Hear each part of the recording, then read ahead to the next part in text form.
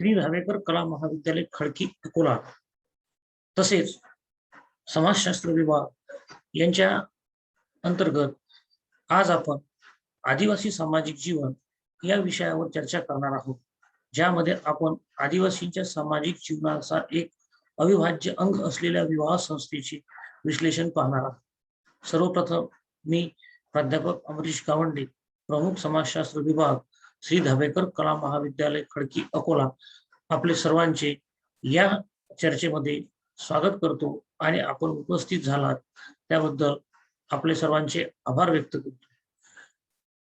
आदिवासी सामाजिक जीवन या संदर्भात विश्लेषण पाहत असताना सर्वप्रथम आपणास सामाजिक जीवन या संदर्भात चर्चा करणं अत्यंत आवश्यक आहे किंवा सामाजिक जीवनाचा अर्थ समजून घेणे अत्यंत आवश्यक आहे। सजीव सृष्टीमध्ये मानव हा एकमेव प्राणी असा आहे ज्याने समाजाची निर्मिती केली। व्यक्तीने कुटुंब, शेजारी, मित्रमंडळ, व्यावसायिक संबंध, नातलग यांच्या संपर्कात राहून आपल्या जीवनाला आणि आपल्या सोबतच्या इतर सदस्यांच्या जीवनाला सुव्यवस्थित बनवण्याच्या जी व्यवस्था बनवण्यात आली त्यास आपण सामाजिक जीवन म्हणत असतो। म्हणजेच मानव हा एक प्राणी असा आहे की ज्याने सामाजिक जीवनाची निर्मिती केली। इतर सजीव प्राण्यांमध्ये भावनांचा जरी आपल्याला अंतर्भाव दिसत असला तरी ही सामाजिक जीवन त्यांच्यामध्ये आपल्याला फार दिसून येत नाही।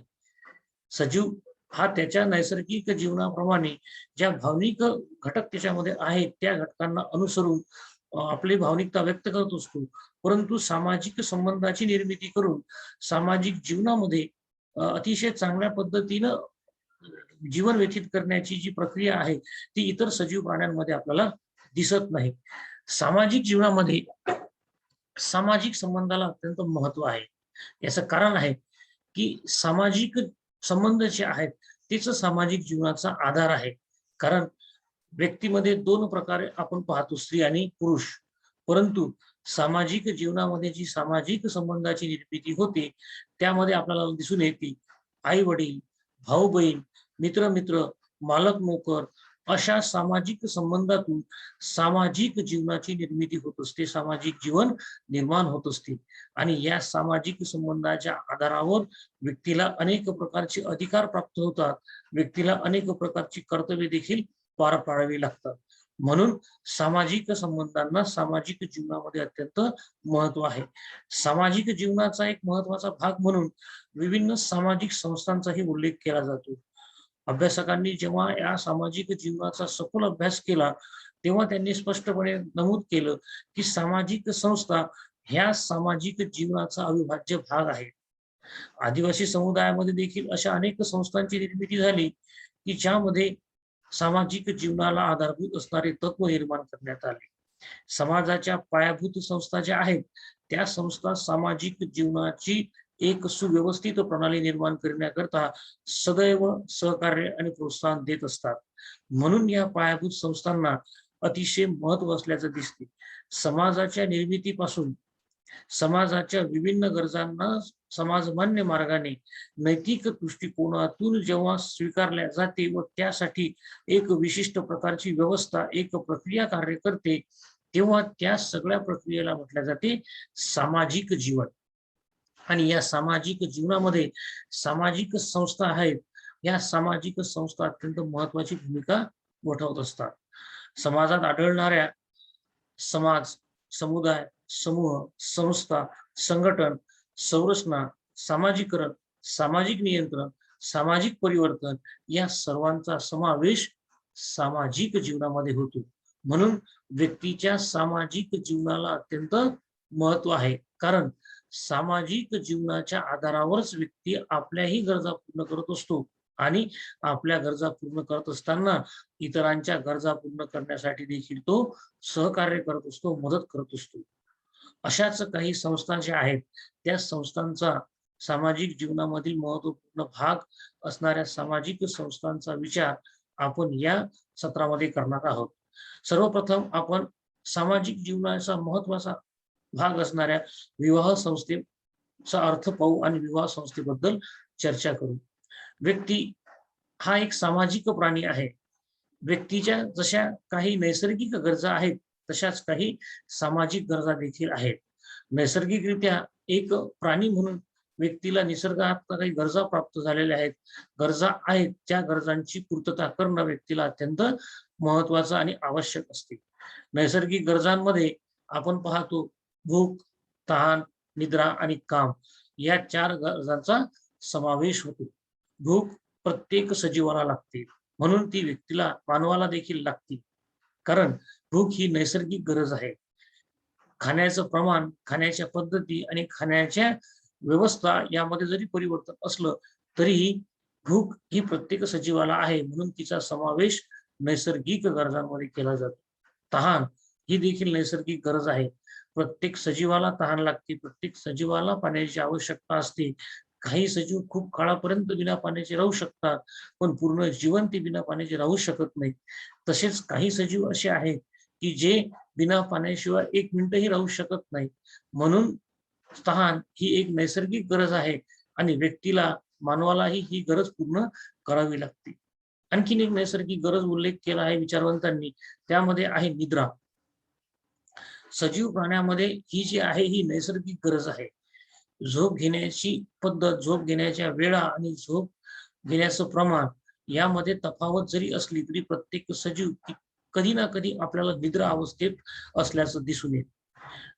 असंच करत असताना चौथी गरज जी आहे ती गरज म्हणजे काम. व्यक्तीची काम ही जी गरज आहे ही अतिशय महत्वाची गरज म्हटल्या जाते. कामवासनांची पूर्तता ही नैसर्गिकरित्या प्राप्त झालेली गरज आहे. यामध्ये व्यक्ती आपल्या नैसर्गिक पद्धतीने काम भावना पूर्ण करण्यासाठी प्रयत्न करत असतो. सर्व सजीव प्राण्यांमध्ये कामवासनांची पूर्तता करण्याची प्रक्रिया सातत्यपूर्ण पद्धतीनं सुरू असते. परंतु मानवाने आपल्या बुद्धीच्या आधारावर या ज्या भावनिकता आहेत, या भावनिकतेवर नियंत्रण प्रस्थापित करण्यासाठी काही व्यवस्था निर्माण केली आणि त्यामधून प्रत्येक व्यक्तीच्या गरजांची पूर्तता करण्याचा प्रयत्न केला. नैसर्गिक गरजा समाजमान्य मार्गाने पूर्ण करण्यासाठी समाजात विविध प्रकारच्या संस्था स्थापन करण्यात आल्या. नैसर्गिक गरज आहे, परंतु समाजाची निर्मिती झाल्यावर सामाजिक जीवन व्यवस्थित चालण्याच्या अनुषंगाने समाज मान्य मार्गाने गरज पूर्ण करण्यासाठी वेगवेगळ्या संस्था निर्माण झाल्या आणि मग व्यक्तीची कामेच्छा पूर्ण करण्यासाठी समाजमान्य व नैतिक मार्ग ठरवताना विवाहाची निर्मिती केली. समाजमान्य आणि नैतिक मार्ग म्हणजे विवाह संस्था. व्यक्तीला कुटुंबात प्रवेश देणारी संस्था म्हणून देखील विवाह संस्थेचा उल्लेख केला जातो. विवाह संस्था ही अतिशय महत्वाची संस्था मानल्या जाते, कारण यामधून समाजामध्ये तत्कालीन परिस्थितीचं जे विदारक स्वरूप होतं, तेव्हा जी अराजकतेची परिस्थिती निर्माण झाली होती, अनेक प्रकारचे अन्याय अत्याचार समाज व्यवस्थेमध्ये होत होते. अनेक लोक असे होते की ज्यांचं वेगवेगळ्या पद्धतीनं शोषण केलं जात होतं. त्या सर्व घटकांना व्यवस्थितपणे त्या व्यवस्थितपणे एका प्रणालीमध्ये अंतर्भूत करण्याच्या अनुषंगाने सामाजिक संस्था जी आहे त्या सामाजिक संस्थेमध्ये विवाह संस्थेचा उल्लेख केला जातो. विवाह संस्थेचा अर्थ स्पष्ट करत असताना विचारवंतांनी काही व्याख्या प्रस्तुत केलेल्या आहेत. त्यामध्ये गिलिन नावाचे विचारवंत आहेत, त्यांनी असे म्हटलेलं आहे की स्त्री व पुरुष यांच्यात वैश्विक संबंध प्रस्थापित करण्याचा समाजमान्य मार्ग म्हणजे विवाह संस्था होय. पहा विद्यार्थी मित्रांनो, अतिशय समर्पक व्याख्या प्रस्तुत केलेली आहे. स्त्री व पुरुष यांच्यात वैश्विक संबंध प्रस्थापित करण्याचा समाजमान्य मार्ग म्हणजे आपल्या भावनांना नियंत्रित ठेवून जेव्हा व्यक्ती पूर्ण आयुष्यातले पहिला जो कालखंड आहे तो कालखंड पूर्ण करतो, तेव्हा त्या कालखंडाच्या फलस्वरूप समाज त्याला विवाह बंधनाच्या माध्यमातून आपल्या नैसर्गिक गरजा पूर्ण करण्याची मान्यता प्रदान करतो आणि मग त्या मान्यता प्रदान करण्याची जी प्रक्रिया आहे त्या प्रक्रियेला म्हटल्या जाते विवाह संस्था. विवाह संस्थेची व्याख्या करत असताना हॉबेल नावाचे विचारवंत आहेत, त्यांनी देखील विवाह संस्थेची एक व्याख्या प्रस्तुत केली आणि ते असं म्हणतात की विवाहित स्त्री पुरुषांची परस्परांशी, त्यांच्या रक्तसंबंधी मुलांशी आणि समाजाशी असणारे संबंध नियंत्रित व परिभाषित करणारा नियमांचा समुच्चय म्हणजे विवाह संस्था होय. हॉवेल यांनी व्याख्या करत असताना विस्तृतपणे म्हटलेलं आहे की स्त्री पुरुषांचे परस्परांशी, त्यांच्या रक्तसंबंधी मुलांशी आणि समाजाशी असणारे संबंध नियंत्रित व परिभाषित करणारा नियमांचा समुच्चय. म्हणजे स्त्री पुरुषांचे एकमेकांशी कशा प्रकारचे संबंध असले पाहिजे. म्हणजे जेव्हा एखादा स्त्री आणि पुरुष विवाह संस्थेच्या माध्यमातून एकत्र येतो तेव्हा ते पती पत्नी बनतात. परंतु त्याच वेळेस ती स्त्री इतर लोकांशी, त्यांच्या समाजामधल्या इतर सदस्यांशी ती जेव्हा त्याचे संबंध ते निर्माण होतात, सामाजिक संबंध, मग कोणाची सून होते, कोणाची वहिनी होते, कोणाची काकू होती, कोणाची मामी होती. तसंच पुरुषाचं देखील आहे की स्त्री पुरुषांचे परस्परांशी जेव्हा संबंध प्रस्थापित होतात विवाहाच्या माध्यमातून, तेव्हा समाजामध्ये त्यांना अनेक प्रकारचे सामाजिक संबंध देखील निर्माण होतात आणि त्यानुसार त्यांना आपली भूमिका वठवावी लागते.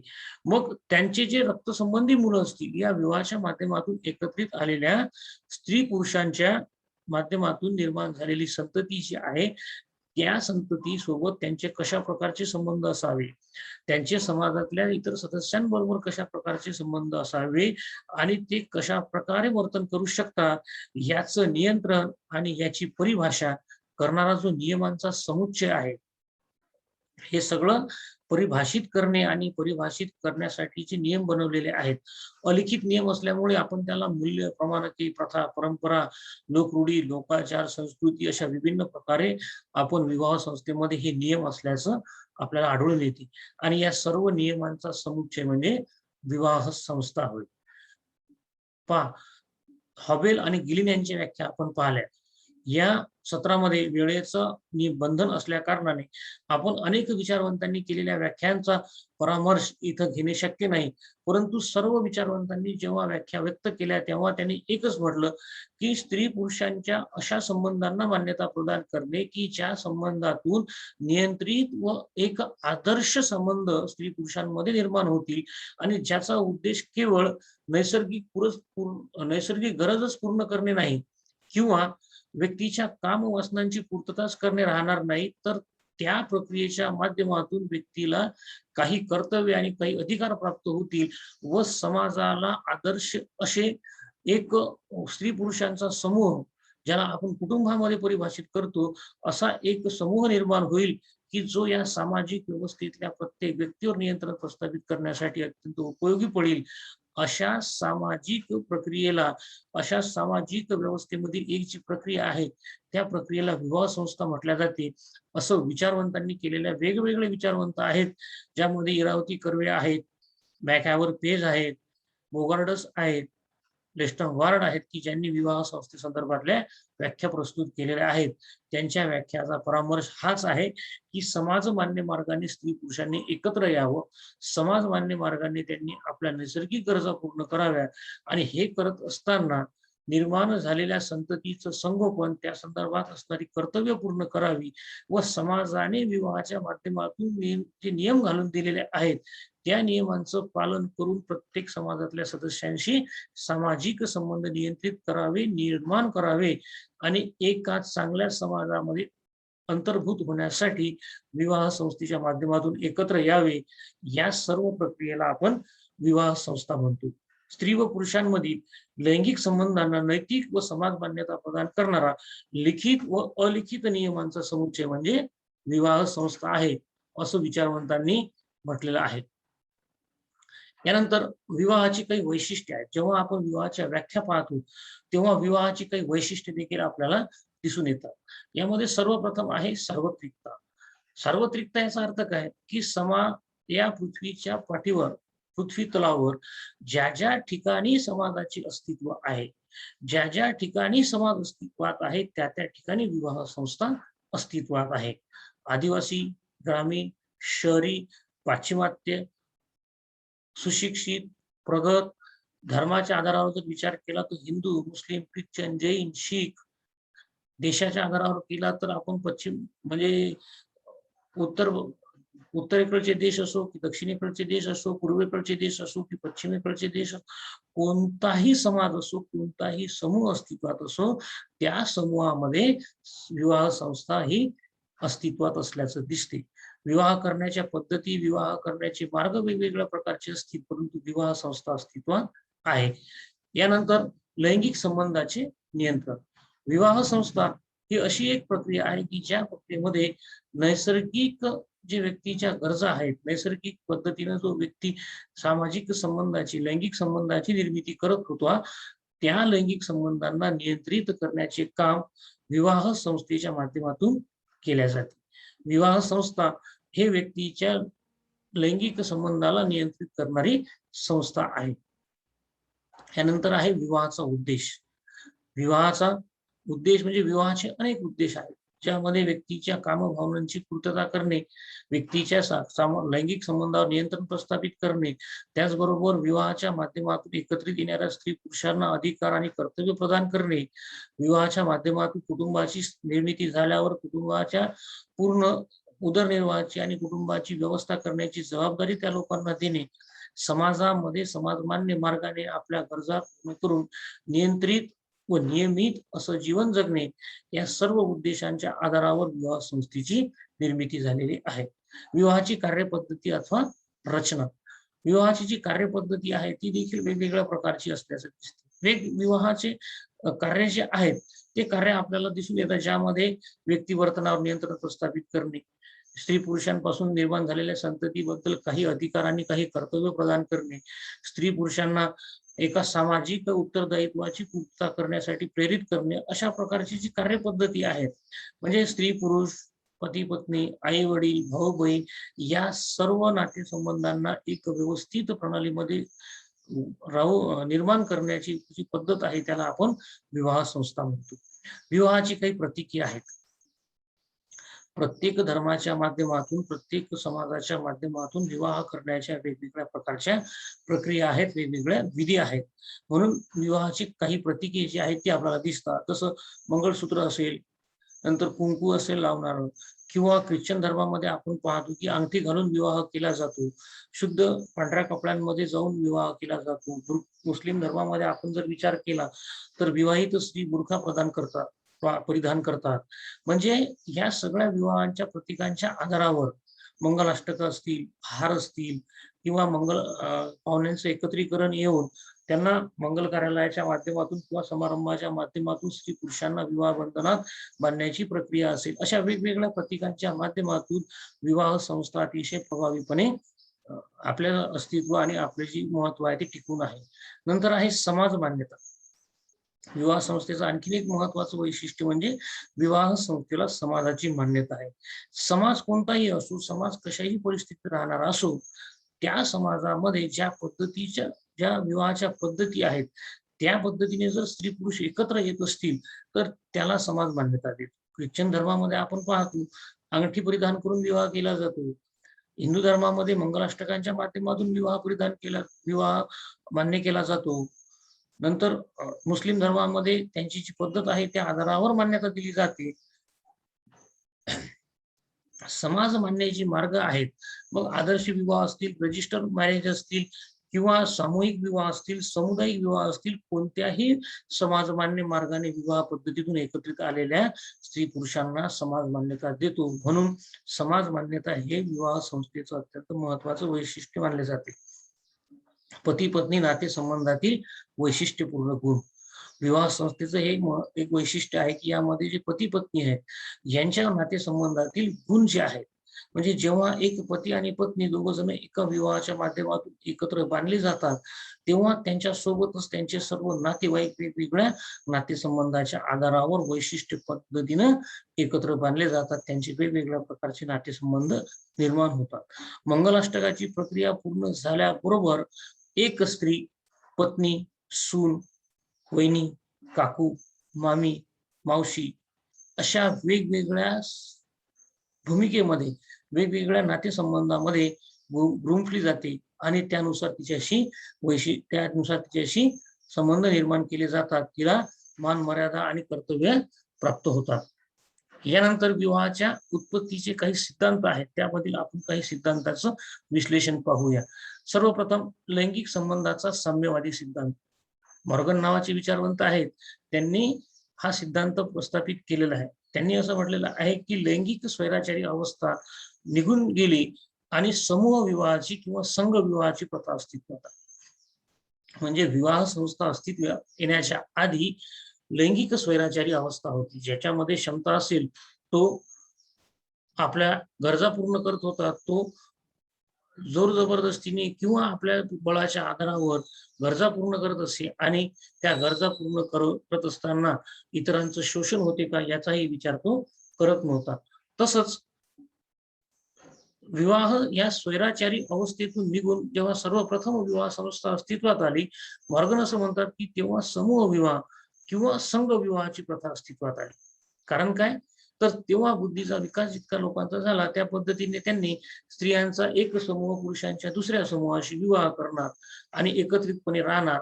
त्यामध्ये प्रत्येकाशी इतर सदस्यांशी सर्व प्रकारचे नैसर्गिक आणि सामाजिक संबंध असतील अशा प्रकारची एक प्रथा अस्तित्वात आली. मॉर्गन असे म्हणतात पुढे यामध्ये आणखी बदल झाला, व्यक्तीच्या बुद्धीचा आणखी विकास झाला आणि कुटुंब संस्था आकारात आली. म्हणजे एका स्त्री पुरुषांपासून निर्माण झालेल्या संततीने किंवा एक पुरुष आणि दोन स्त्रिया किंवा दोन पुरुष आणि एक स्त्री यांच्या माध्यमातून निर्माण झालेल्या स्त्रीने एका कुटुंब संस्थेची निर्मिती केली आणि त्यांच्या पुरतच त्यांचं कुटुंब मर्यादित झालं. अशा प्रकारे कुटुंब संस्था आकारास आली असं मॉर्गन म्हणतात. काही काळ उलटून गेला आणि काळानंतर एक विवाहाची प्रथा अस्तित्वात आली असं मॉर्गन यांनी प्रतिपादन केलेलं आहे. यामध्ये एक पुरुष एका स्त्रीशी विवाह करतो आणि निर्माण झालेल्या संततीच्या संगोपनाची पालनपोषणाची पूर्ण जबाबदारी त्या पुरुषावर त्या कुटुंबातील प्रत्येक सदस्यावर असते. अशा एक विवाही कुटुंबाला एक विवाही प्रथेतून निर्माण झालेल्या कुटुंबाची निर्मिती झाली, अस्तित्वात आलं असं मॉर्गन म्हणतात.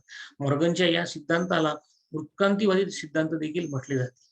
कारण मॉर्गन असं म्हणतात की जसा जसा व्यक्तीच्या बुद्धीमध्ये बदल होत गेला, व्यक्तीच्या बुद्धीचा विकास होत गेला, तसा तसा त्याने समूह विवाहापासून संघ विवाहापासून एक विवाहापर्यंतचा प्रवास केला.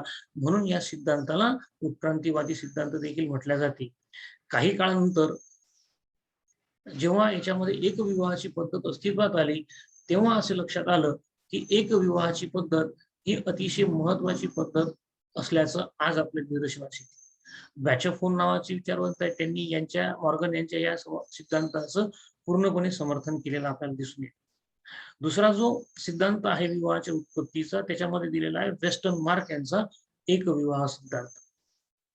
वेस्टर्न मार्क नावाचे विचारवंत आहेत, त्यांनी विवाह प्रथेचं अध्ययन केलं आणि त्यांनी बॅचोफोन यांच्या सिद्धांतावर कठोर टीका केली. वेस्टर्न मार्क असे म्हणतात की समाजाच्या प्रारंभापासून तर आजपर्यंत विवाहाचं एकच शाश्वत स्वरूप अस्तित्वात आहे, ते म्हणजे एक विवाह. म्हणजे वेस्टर्न मार्क यांनी बॅचोफोनच्या त्या सिद्धांताला पूर्णपणे खारिज केलं आणि त्यांचं असं म्हणणं आहे की फक्त सुरुवातीपासूनच एक विवाह, एक स्त्री आणि एक पुरुष विवाह करत होते आणि कुटुंब स्थापन करत होते, त्यापासून निर्माण झालेल्या संततीचं पालन पोषण करत होते, असं हे नैसर्गिक प्राण्यांचं उदाहरण देऊन वेस्टर्न मार्क यांनी प्रतिपादन केलेलं आहे, सिद्धांताला स्पष्ट केलेलं आहे. त्यांनी असे म्हटलेलं आहे की निसर्गात काही प्राणी असे आहेत की जे एकदा त्या पक्षाचे सोबत दुसरा पक्षी जर आला असेल तर तो आयुष्यभर त्याच्यासोबत राहतो. काही प्राणी असे आहेत की जे प्राणी एकदा एक मादी एका नरासोबत एकत्र आली की आयुष्यभर त्या नरासोबत ती राहते. म्हणून निसर्गामध्येच एक विवाह पद्धतीची पायामुळे रुजलेली होती, असं वेस्टर्न मार्क्स याचं म्हणणं आहे. अनेक प्रकारचे पक्षी असे आहेत की जे आपल्या जोड्यासोबत आयुष्यभर राहतात आणि दुसऱ्या जोड्यासोबत किंवा दुसऱ्या नरासोबत ती कधीही संबंध प्रस्थापित करत नाही. हीच नैसर्गिक भावना विवाह संस्थेच्या माध्यमातून पुरुषामध्ये आली व विवाह संस्थेच्या या शाश्वत स्वरूपाचा विकास होत गेला असं वेस्टर्न मार्क म्हणतात. मॅलिनोव्स्की नावाचे विचारवंत आहेत, त्यांनी या सिद्धांताचं पूर्णपणे समर्थन केलेलं आहे व ते म्हणतात की खरंच पहिलेपासून विवाह पद्धतीमध्ये एक विवाह पद्धत जी आहे तीच अस्तित्वात होती. आदिवासी विवाहाची काही वैशिष्ट्ये आहेत ते जाणून घेणं अत्यंत आवश्यक आहे. त्यामध्ये सर्वप्रथम जे वैशिष्ट्य आहे ती आहे विवाहाची अपरिहार्यता. आदिवासी समुदायामध्ये लैंगिक संबंधांना समाज मान्यता प्राप्त होण्यासाठी व संततीचे संगोपन करण्यासाठी विवाह होणे अत्यंत आवश्यक आहे. म्हणून आदिवासी समुदायात विवाहाची अपरिहार्यता मानली जाते. बिना विवाह आदिवासी समुदायामध्ये कोणत्याही प्रकारच्या लैंगिक संबंधाला समाज मान्यता नव्हती आणि त्यापासून संतती निर्माण झाली असल्यास त्यालाही समाज स्वीकारत नव्हता. म्हणून विवाह हे आदिवासी समुदायामधील एक अपरिहार्य घटना आहे किंवा एक पद्धती आहे. दोन कुटुंबांमधला एकत्र आणण्याचा दुवा देखील आहे. विवाहाचं आणखीन एक वैशिष्ट्य आहे की वराकडील व वधूकडील कुटुंबे विवाहामुळे एकत्र येतात. विवाह संस्थेमुळे वराकडील व वधूकडील कुटुंबे एकत्र येतात, कारण दोन कुटुंबाला जोडणारा दुवा म्हणून विवाहाचा उल्लेख केला जातो. स्त्री आणि पुरुष जेव्हा विवाहाच्या माध्यमातून एकत्र येतात तेव्हा त्यांचे नातेवाईक, त्यांचे आप्तसंबंधी, त्यांचे स्वकीय संबंधी जे आहेत ते सर्व एकत्र येतात व दोन कुटुंबाच्या माध्यमातून दोन समूहाचा देखील एकत्रीकरण होते. म्हणून याला दोन कुटुंबांना एकत्र आणण्याचा दुवा देखील म्हटल्या जाते. विवाह एक करार. आदिवासीमध्ये विवाह एका धार्मिक संस्काराबरोबरच दोन कुटुंबांना एकत्र आणणारा करार देखील आहे. यामध्ये अनेक प्रकारचे नियम, लिखित असू द्या किंवा अलिखित असू द्या, अनेक प्रकारच्या नियमाचं पालन देखील केले जाते. विवाहाच्या माध्यमातून आलेल्या स्त्री पुरुषांना, एकत्र आलेल्या स्त्री पुरुषांना त्यांच्या जोडीदाराबरोबर संपूर्ण आयुष्य व्यवस्थितपणे राहावं लागते.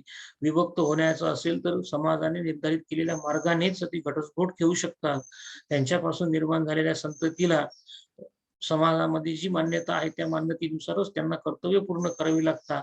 अशा प्रकारचे वेगवेगळ्या प्रकारचे नियम या करारामध्ये असतात आणि त्या माध्यमातूनच मग विवाह संस्था आपले कार्य करते. दुसरा आहे बालविवाहाचा अभाव. पहा, याच्यामध्ये अतिशय महत्वाचं वैशिष्ट्य आहे की आदिवासी समुदायामध्ये बालविवाहाची जी पद्धती आहे ती अस्तित्वात नव्हती. बालविवाहाचा अभाव होता, कारण जोडीदार निवडण्याच्या ज्या पद्धती आहेत त्या पद्धतीमध्ये आपला जोडीदार निवडण्याची अनुमती आदिवासी समुदायामध्ये स्त्री पुरुषांना असायची आणि त्याकरिता संज्ञान असणं अत्यंत आवश्यक आहे. म्हणून आदिवासींमध्ये बालविवाह पद्धतीचा अभाव होता आणि ही अतिशय अभिमानाची बाब आहे की आजही आपण ज्यांना मागासलेल्या अवस्थेमध्ये आहे असं म्हणतो, त्या समूहामध्ये बालविवाहाचा अभाव, बालविवाह पद्धतीचा निषेध त्या काळात केल्या जात होता जेव्हा इतर समाजाला विवाहाबद्दल काहीही माहित नव्हतं. तेव्हाची ही मूल्य अशी होती की ज्यामध्ये आदिवासी समुदायामधील लोक बालविवाह करत नव्हते. विवाहाचे नियम. आदिवासी समुदायामध्ये विवाहाचे काही प्रकारचे नियम आहेत. त्यामध्ये विवाहाचे वय, जोडीदार निवडण्याच्या पद्धती व नियम, घटस्फोट घेण्याचे नियम या सर्व नियमांचा अंतर्भाव होतो. विवाहाचे नियम ठरवण्याचा अधिकार पूर्णपणे त्या समुदायाचा असतो आणि म्हणून त्या समुदायाने निर्धारित केलेल्या विवाहाच्या नियमाला मानूनच किंवा त्या आधारावरच विवाह करण्याची प्रक्रिया आदिवासी समुदायामध्ये असते. विवाहपूर्व आणि विवाहबाह्य संबंध. आदिवासी समुदायामध्ये विवाहपूर्व संबंधाबद्दल उदारवादी मत असल्याचं दिसून येते. विवाहपूर्व संबंध निर्माण करण्याकरिता आदिवासी समुदायामध्ये परवानगी दिल्या जाते किंवा त्याबद्दल उदारवादी विचार व्यक्त केले जातात आणि त्या संबंधामधून जर संतती निर्माण झाली असेल तर त्या संततीला विवाहातून एकत्र येऊन स्त्री पुरुषांनी त्या संततीबद्दल आपली कर्तव्य पूर्ण करावी. त्या संततीला समाज मान्यता देण्याचं काम देखील आदिवासी समुदायामध्ये होतं. म्हणून आदिवासी समुदाय हा विवाहपूर्व सामाजिक आणि नैसर्गिक संबंधाबद्दल उदारवादी होता असं दिसून येते. परंतु विवाहपूर्व संबंधाबद्दल जसा आदिवासी समुदाय उदारवादी होता तसाच तो विवाहबाह्य संबंधाबद्दल कठोर देखील होता. विवाहबाह्य संबंधांना आदिवासी समुदायामध्ये कुठल्याच प्रकारचं स्थान नव्हतं किंवा कुठल्याच प्रकारे त्याला मान्यता प्रदान नव्हती. त्याला तीव्र प्रमाणामध्ये विरोध केला जात असे. यानंतर आपण विवाहाचे प्रकार जे आहेत त्या विवाहाच्या प्रकाराचे विश्लेषण पाहू. यामध्ये सर्वप्रथम आहे एक विवाह. मोनोगॅमी ज्याला म्हटल्या जाते, त्यामध्ये एका स्त्रीने एका पुरुषाशी विवाह करावा आणि ते स्त्री पुरुष जिवंत असेपर्यंत दुसऱ्या पुरुषाशी किंवा दुसऱ्या स्त्रीशी विवाह करू नये. अशा प्रकारचा जो विवाह पद्धती होती त्या पद्धतीला म्हटल्या जाते एक विवाह. म्हणजे एकाच स्त्रीने एका पुरुषाशी विवाह केल्यानंतर स्त्री किंवा पुरुष जिवंत असेपर्यंत दुसरा विवाह करू नये. दुसरं जे आहे ते आहे बहुविवाह. याला म्हटल्या जाते पॉलिगॅमी. एका पुरुषाचा एकापेक्षा जास्त स्त्रियांशी किंवा एका स्त्रीचा एकापेक्षा जास्त पुरुषांशी जेव्हा विवाह होतो तेव्हा त्याला म्हटल्या जाते बहुविवाह. म्हणजे या विवाहाच्या प्रकारामध्ये कधी कधी एक पुरुष आणि जास्त स्त्रिया असतात, कधी कधी एक स्त्री आणि जास्त पुरुष असतात. किंवा कधी कधी असं होते की दोनपेक्षा जास्त स्त्रिया, दोनपेक्षा जास्त पुरुष एकत्र येतात आणि तो विवाह होतो, तेव्हा त्या पद्धतीला म्हटल्या जाते बहुविवाह पद्धती. या बहुविवाह पद्धतीचे देखील 3 प्रकार महत्वाचे मानले जातात. त्यामधला सगळ्यात पहिला प्रकार आहे बहुपतित्व. एक स्त्री जेव्हा एकापेक्षा अधिक पुरुषांशी विवाह करते, तेव्हा त्याला म्हटल्या जाते बहुपतित्व. म्हणजे एकापेक्षा जास्त पती असण्याची जी प्रक्रिया आहे, ती या विवाह पद्धतीमध्ये पार पाडली जाते. दुसरं यामध्येच 2 प्रकार जे आहेत, ते 2 उपप्रकार सांगितलेले आहेत अभ्यासकांनी. त्यामध्ये आहे भातृबहुपतित्व. म्हणजे जेव्हा एक स्त्री एकाच वेळी सर्व भावांशी विवाह करते, तेव्हा त्याला म्हटलं जाते भातृबहुपतित्व. या पद्धतीमध्ये स्त्रीवर त्या कुटुंबातील सर्व भावांचा समान अधिकार असतो आणि स्त्रीच्या इच्छेनुसार ते या सर्व भावांशी सामाजिक संबंध निर्माण करू शकते. अशा प्रकारची जी पद्धत आहे त्याला म्हटल्या जाते भातृबहुपतित्व. भारतामध्ये खासा, तोळा, कोटा ह्या ज्या जमाती आहेत, या जमातीमध्ये आपल्याला भातृबहुपतित्व दिसते. नंतर आहे अभातृबहुपतित्व. यामध्ये एक स्त्री अनेक पुरुषांशी विवाह करते, परंतु ते पुरुष परस्परांशी भाऊ असतीलच असं नाही, नसतातच ते. कारण की ते अभातृबहुपतित्व पद्धत आहे आणि ही पद्धत फक्त आपल्याला नायर आदिवासी जमातीमध्ये अस्तित्वात असल्याची उदाहरणं अभ्यासातून किंवा अनेक प्रकारच्या संदर्भ ग्रंथातून दिसतात. बहुविवाहाचा दुसरा प्रकार आहे बहुपत्नीत्व. आतापर्यंत आपण पाहिलं की एक स्त्री जास्त पुरुषांशी विवाह करते. या बहुपत्नीत्वामध्ये दुसरा प्रकार जो आहे त्याच्यामध्ये असं असते की एक पुरुष एकापेक्षा जास्त स्त्रियांशी विवाह करतो. म्हणजे एक पुरुष एकाच वेळी एकापेक्षा जास्त स्त्रियांशी विवाह करू शकतो किंवा तो वेगवेगळ्या वेळी वेगवेगळ्या स्त्रियांशी विवाह करतो, परंतु त्या सर्वच्या सर्व स्त्रिया त्याच्या पत्नी असतात. एक पत्नी असताना दुसरा विवाह, दुसरी असताना तिसरा विवाह तो व्यक्ती करतो, तेव्हा त्याला म्हटलं जाते बहुपत्नीत्व विवाह पद्धती. आणि तिसरा प्रकार आहे बहुविवाहाचा, तो म्हणजे समूह विवाह. यामध्ये 2 पेक्षा जास्त स्त्रिया 2 पेक्षा जास्त पुरुषांसोबत विवाह करतात. सर्व स्त्रिया ह्या पुरुषांशी परस्पर संबंध ठेवू शकतात. संतती वैयक्तिक नसून ती समूहाची मानल्या जाते. अशा प्रकारचे जे समूह विवाह आहेत, ते समूह विवाह काही आदिवासी जमातीमध्ये होत असल्याचे अभ्यासामधून दिसून येते. यामध्ये डिएरी नावाची एक आदिवासी जमात आहे, कैनगांग नावाची आदिवासी जमात आहे आणि तोडा नावाची आदिवासी जमात आहे, की या जमातीमध्ये आपल्याला समूह विवाह होत असल्याचं दिसून येते. यानंतर आपण जर पाहिलं तर विवाह संदर्भात अशा वेगवेगळ्या प्रकारचे जे विश्लेषण आहे, ते विश्लेषण आपल्याला दिसून येते. आज या माध्यमातून आपण आदिवासी समुदायामधील सामाजिक जीवनाचा अभ्यास करत असताना विवाह संदेश संदर्भात विश्लेषण जे आहे ते पाहिलेलं आहे. तुम्हाला या संदर्भात काही प्रश्न असले किंवा तुम्हाला जर काही सूचना करावयाच्या असल्या, तर तुम्ही रिव्ह्यू मध्ये करू शकता किंवा माझा तुम्ही प्रत्यक्ष संपर्क साधून माझ्याशी देखील बोलू शकता. आणि या पद्धतीनं आपण आज विवाहाच्या संस्थेसंदर्भात आणि सामाजिक जीवनासंदर्भातल्या महत्त्वाच्या विवाह संस्थेसंदर्भातलं विश्लेषण पाहिलेलं आहे. आशा करतो की तुम्हाला हे विश्लेषण सविस्तरपणे समजलं असेल आणि या ठिकाणी थांबतो. धन्यवाद.